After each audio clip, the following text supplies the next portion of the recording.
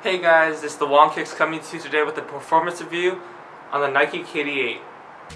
Now before we get into the actual review, if you haven't seen my first look or if you don't know the tech specs on these, check out my video. It'll be like in the corner over here. I'll have a link there and also a link in the description box before you keep watching this video. So check that first impression out, and then let's get into the performance review now. So starting off with the traction, we have this digitized herringbone pattern, as you can see. Right here, it's easier to see, but it just runs full length throughout the whole outsole, and it's digitized in a way where, as you can see when you get closer, it's little nodules. It's like the Kobe 8 traction almost, not Kobe 8, Kobe 10 traction almost, and this one's full length. And overall, this stuff works on multiple court conditions. The only time I had any slippage was on a really dusty court, and then all you do is just wipe, and you'll be back to good. You'll be as good as new almost, pretty much. I wouldn't recommend these outdoors just because the rubber itself is a little thin, and the nodules probably won't last that long. If you can see here, let's see. If you can see here, right in the toe areas, right here. It's all fraying, so we'll have to see. The durability probably isn't that long on these. Overall, if you're looking for solid traction that will perform well indoors, and you're probably not going to wear these outdoors, then you should be good to go with these. The only thing that you'll probably have to worry about is the durability of the nodules and the rubber itself, as it kind of frays in these areas really easily. Next up is a cushion. And as you can see, it's full length visible zoom, and it's articulated too, right here in these sections where it's all broken off, and then also in the heel. Nike is trying to articulate it to give you basically a more responsive feel in different areas of the foot, and giving you a more natural ride as well. That's why these are all segmented, and it's for flexibility use too. Along with the articulated zoom, well, it's encased in this Phylon midsole, or actually it's bottom loaded, and then you sit on top of the Phylon midsole. So you can't really you feel the zoom, but it's not as bouncy as it would be if it was top loaded on or embedded inside the Phylon itself. You could definitely feel it a lot more, but probably for stability purposes, you have it bottom loaded. And then you have it segmented like this for flexibility.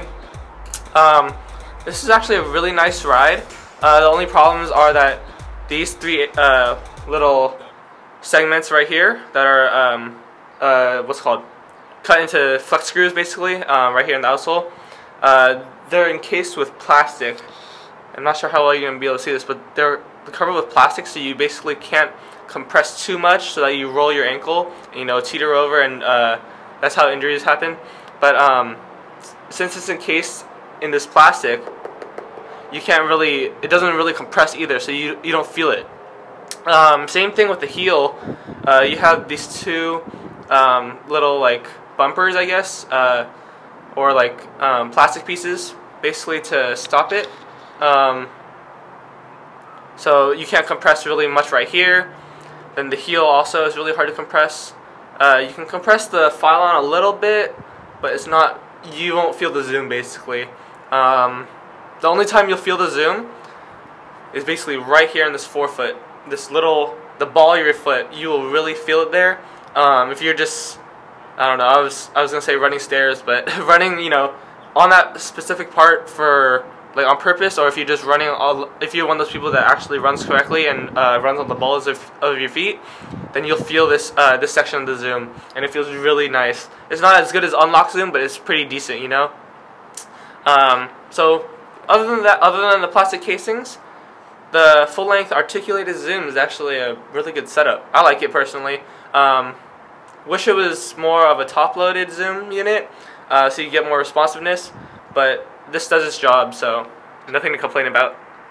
Next up, let's go into the materials. And Nike utilizes a full length, or full fly weave upper. Right here, it's a woven. As you can see, some of the detailing there, it's a full woven upper, and then transitions into this tongue right here. The materials itself are actually really nice. Basically, it's a thinner version. It's a thinner version of the woven that's used on the 29s, and even though it's not as thick, you know, it still gives you that one-to-one fit like a sock, and also helps, like, it's really soft. So if you've never played in the 29s, you probably don't know what I'm talking about, unless you played in the JC2 or something like that with another woven upper. But wovens are really just something you have to experience. It's just so soft like a cloth, but also gives you the support, and we can get into that another, you know, later in the review.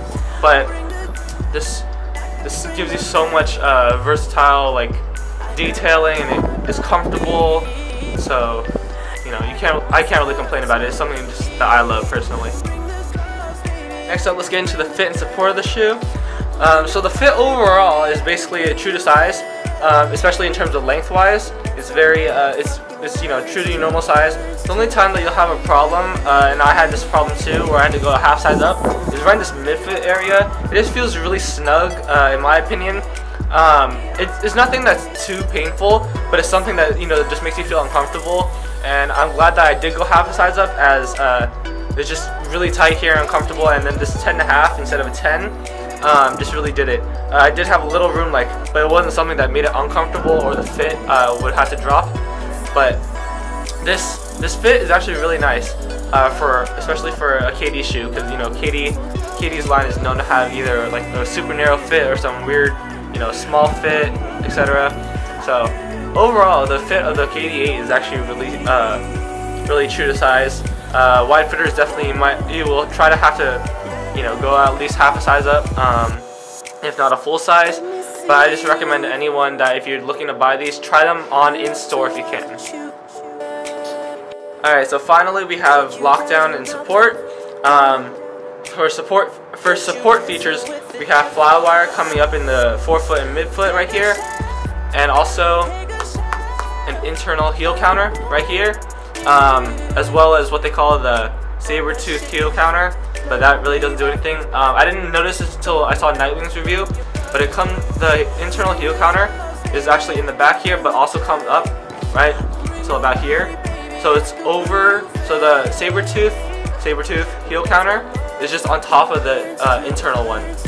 So it's just mostly for design purposes. Support, you know, you'll be covered. This woven upper with a dynamic fly wire coming up, and, you know, just pull it tight when you lace them up. You know, you'll be locked in. Keep your foot on the footbed. It'll take most of the hits when you do lateral movements, especially, you know, cutting, or like if you come like this and your foot's gonna slide over, it'll keep you contained onto the footbed. You also have a wide, stable base, pretty wide, you know. Don't think there's a shank here, but there is a molded arch, kind of, right there. Gives you a little arch support with the what's called the midsole. But yeah, support and lockdown was really solid on these. The rest of the support and comes for the overall fit. You know, you'll be contained with that one-to-one fit from the woven upper, from the fly weave upper, actually, my bad. And then you'll also be drawn back into the heel with the lacing system and the internal heel counter.